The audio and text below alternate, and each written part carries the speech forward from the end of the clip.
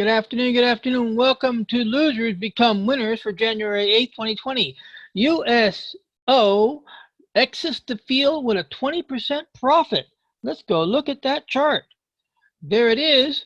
The trade started on December 13th, and we got all these dates, about 4 weeks of trading. Now, remember, options count every day.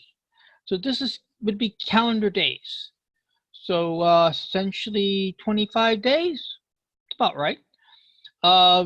Reason is because options lose time value even over the weekend. So let's do the numbers. I already did it there. Let's go ahead and do them again. We got into the trade we got out of the trade at 107.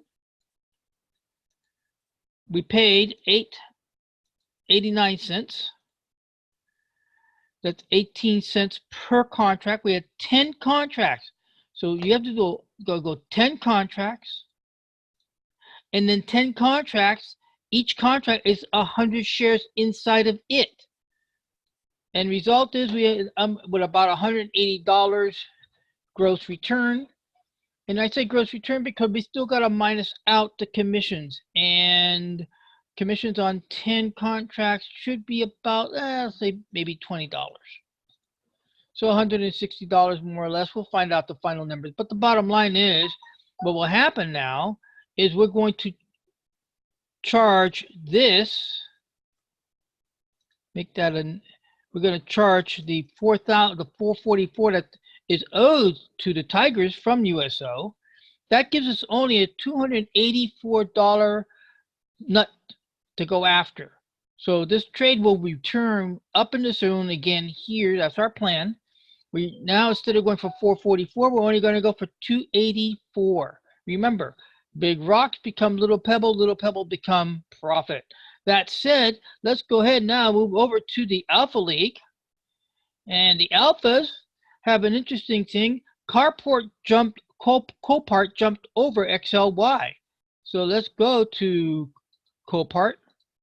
And there it is, Copart. Now, it didn't get to our magic number. We need to receive, let me zoom in a little closer. We need to get into 30%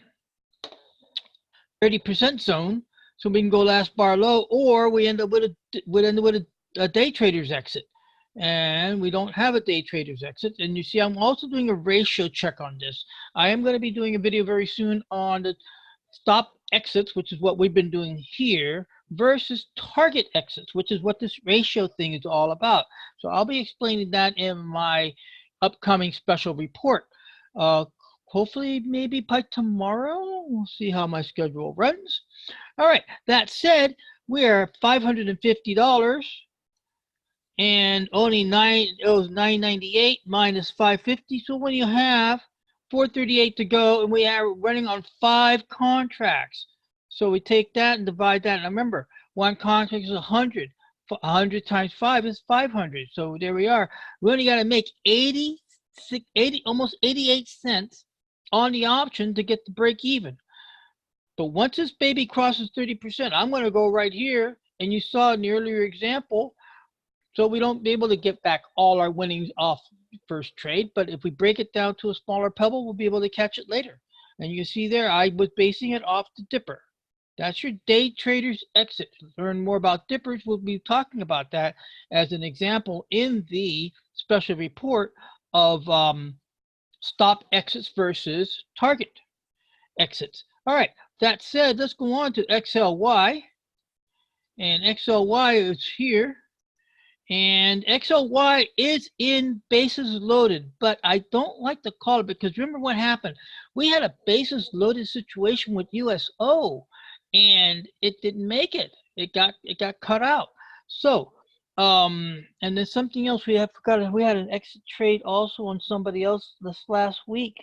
XLV, I think it was. Yes, XLV got out, paying back most of the money of Life, LIFS. If you go back to my earlier videos, that was $3 short of getting out. So here we are. It's virtually the same situation. we don't have our magic number. Remember, you guys want to shoot for a nice profit zone. And there are traders who have a profit zone on the options in here, and they'll go for 20%. They'll call last bar low on 20%. I have a trader who does the last bar low on 10%. He goes for it.